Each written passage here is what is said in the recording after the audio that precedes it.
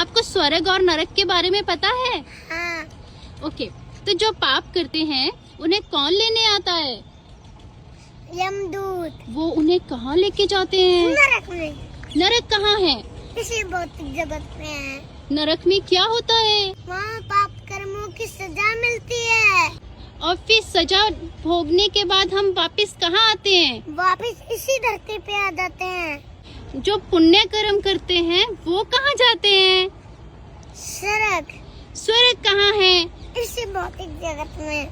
जो स्वर्ग चला जाता है क्या वो भी वापस आता है? हाँ, वो वापस इसी धरती पे आ जाता है। तो हमने तो सुना था कि जो एक बार स्वर्ग चला जाता है वो वापस नहीं आता। अरे वो स्वर्ग नहीं है, वो तो वैकुंठ है।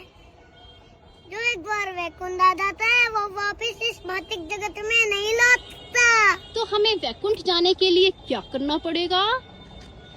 पाप और पुण्य से ऊपर उठना पड़ेगा और भगवान श्री कृष्ण की भक्ति करनी पड़ेगी। तो हम भगवान श्री कृष्ण की भक्ति करने के लिए क्या करें?